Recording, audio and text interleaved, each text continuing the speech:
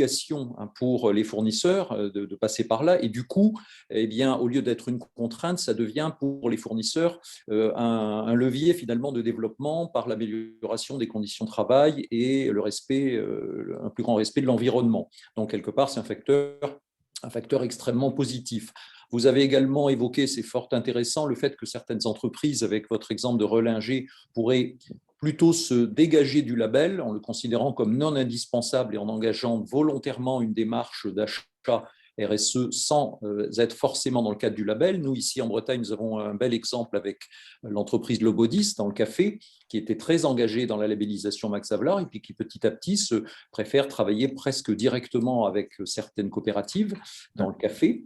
Voilà. Et donc, vous avez aussi terminé par évoquer le fait qu'on pouvait aussi avoir une réflexion RSE globale au sein de la totalité d'une filière et non pas entre simplement une entreprise et ses fournisseurs. Alors, je vais, si vous voulez bien, vous répercuter les questions qui vous ont été posées. Alors, on va reprendre. Alors, je vous demande 2 secondes, le temps de faire la différence entre les bonjours et les questions, et n'oubliez personne. Voilà. Alors, vous avez la question, une première question. Quelles sont les 20 catégories d'achats que vous mentionnez sur la slide sur le devoir de vigilance? Oula, alors, c'est un piège, parce que je ne les ai pas révisés. Quelques-unes, allez, quelques-unes. Ouais. Non, non, mais j'ai cité le cacao et la vanille parce qu'ils me revenaient. Alors, je ne vais pas forcément demander l'autorisation au client de prendre son exemple, donc je ne vais pas le mentionner. Mais c'est un fabricant de desserts lactés dans lequel on peut mélanger du chocolat, de la vanille et tout un tas de choses. Et comme ils font aussi des yaourts, ça intéressera nos amis marocains qui nous suivent en nombre en général. Il y a la fraise, qui est souvent une filière aussi à enjeu fort. Voilà, alors, dans les 20 catégories achats, pour être totalement transparent, il y avait, je pense, une dizaine de catégories agri et une dizaine de catégories non agri, notamment les packaging. Voilà. Donc, on a traité un certain nombre d'enjeux qui n'étaient pas forcément agricoles, mais il y en avait beaucoup. Il y avait le lait, il y avait la fraise, le lait était plus sur des problématiques européennes. Le lait, la fraise, quoique non, le lait, je dis des bêtises, parce que en fait, sur les filiales, il y avait des enjeux autres qu'européens. Et donc, les fraises, il y avait un certain nombre de fruits, je me souviens, je ne les ai pas sous les yeux, et puis c'est une mission il y a 2-3 ans, mais voilà, cacao, vanille, voilà. Alimentaire et non alimentaire, vous dites. Bon. Oui, voilà, c'est Okay. ça. Alors, avançons un petit peu, parce que je crois que vous avez pas mal de questions. Alors, une question un petit peu longue, là. Des multinationales du négoce de produits pétroliers livrent en toute légalité un poison invisible en Afrique. Quelle est la pratique achat responsable dans ce domaine? Donc, le pétrole, j'imagine. Quel est le cas du groupe Total, par exemple? Des entreprises et particuliers se livrent dans une opération d'achat du riz à l'international, notamment en Asie. Quelle est la pratique des achats durables dans ce domaine? Donc voilà, le pétrole et le riz. Oula.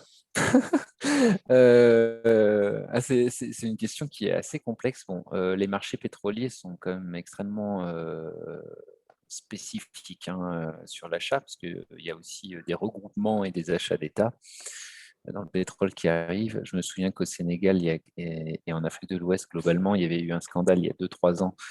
Alors, il n'y avait pas Total qui avait été impliqué, mais d'autres sur des niveaux de benzène, par exemple, qui n'étaient pas du tout, qui étaient autorisés plus ou moins par la réglementation ouest africaine, mais qui n'étaient plus du tout depuis longtemps sur les marchés européens. Ça avait fait un scandale.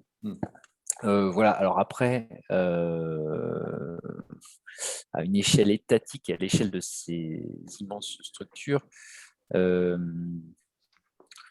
j'ai un peu de mal à répondre. Ce que vous dites, c'est que déjà les réglementations ne sont pas forcément les mêmes selon les zones géographiques dans le monde, donc on n'a pas forcément les mêmes critères en Afrique que chez nous, ce qui peut justifier ce qu'on considérerait nous comme certains dérapages, d'où le terme poison là dans la question, c'est ça? Ouais. Ouais, je pense que l'Union européenne a un gros rôle à jouer, mais on l'a vu parce que notamment puisqu'on parlait agriculture, sur les engrais et pesticides ou autres phytosanitaires chimiques, il y a eu une réglementation européenne il n'y a pas très longtemps pour interdire la fabrication sur le territoire européen de choses qui étaient interdites en Europe, alors qu'on avait encore des usines en Europe qui fabriquaient des produits interdits en Europe. Donc, c'était quand même un peu le paradoxe, et je pense que ça commence par là, ça commence par regarder aussi ce qu'on doit, là où on doit être exemplaire sur certains marchés aussi plus développés, quoi. D'accord. L'engagement à respecter sa propre réglementation pour approvisionner des marchés où la réglementation est plus souple, je pense que ça fait partie aussi des engagements clés de devoir de vigilance. Le devoir de vigilance est intéressant dans le sens où il va donner une ouverture pour les ONG, principalement, pour pouvoir attaquer les grands groupes sur ces axes, sur ce type de sujet-là. Je ne sais pas si vous avez suivi, mais alors, on déborde des achats responsables, mais Shell a été... enfin, les ONG hollandaises ont eu gain de cause hier pour que Shell atteignent des objectifs plus ambitieux en termes d'émissions de carbone. Voilà. On en est là aujourd'hui en Europe, et tant mieux. Voilà. Après voilà. Sur le riz, marché assez complexe aussi et très étatique aussi, hein, finalement, dans sa structure.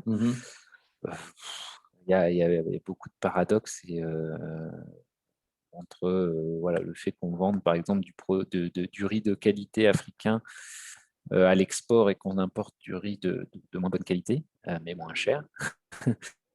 Ça, c'est tout un...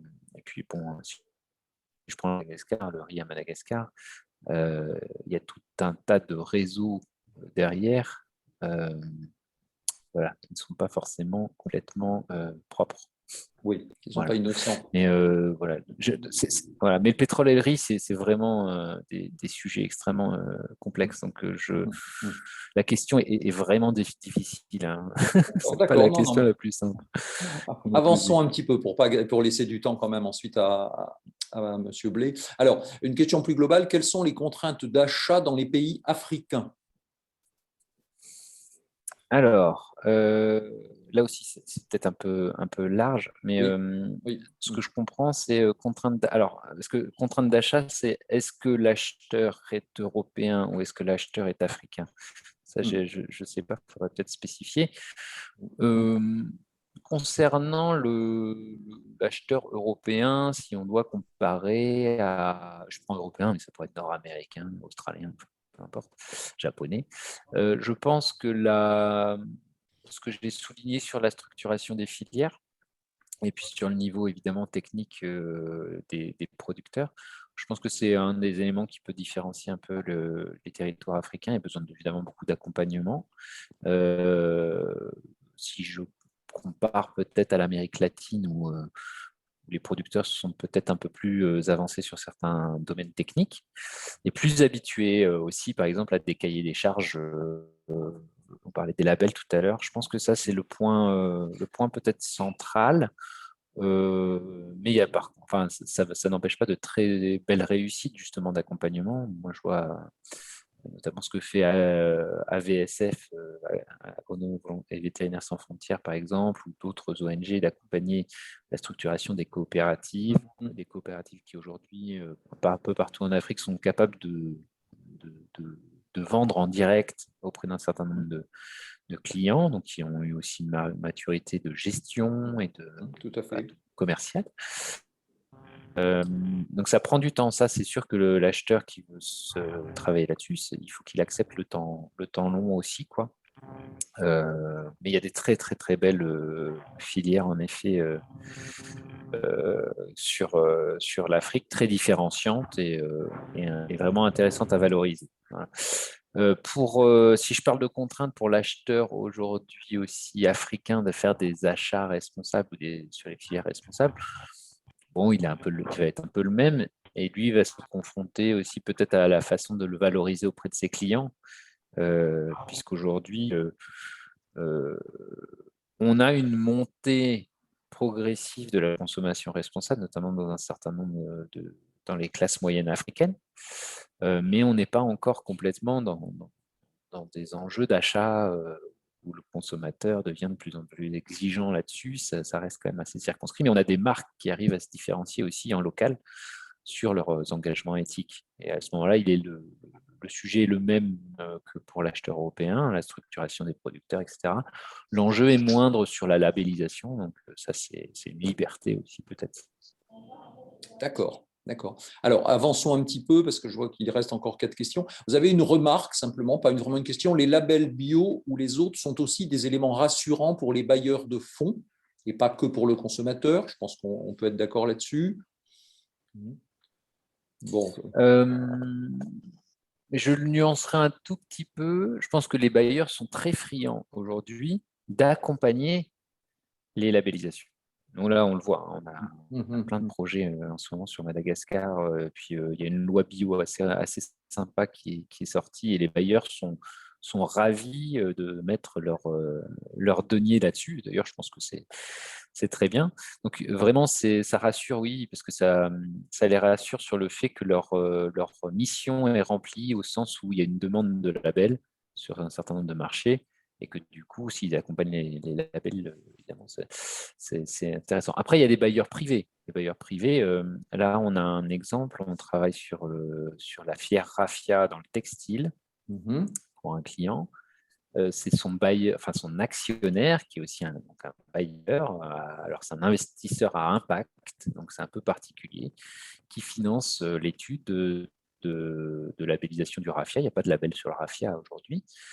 Et qui est là aussi à soutenir son partenaire parce que il y a des débouchés intéressants à valoriser, etc., etc. Donc oui, le bailleur peut être rassuré. Mais c'est pas tout à fait la même chose que la compliance qu'on peut trouver par exemple sur des grands projets industriels et miniers, où la certification du projet minier et son accompagnement par les bailleurs est aujourd'hui un incontournable. D'accord, d'accord. Alors David, vous avez pas mal de remarques positives, de remerciements, super intéressants, etc., etc. On vous répercutera ça éventuellement hors antenne. Alors, vous avez une question aussi. Quelles principales adaptations peut-on apporter à la démarche RSE des entreprises étrangères pour tenir compte des spécificités culturelles des pays africains?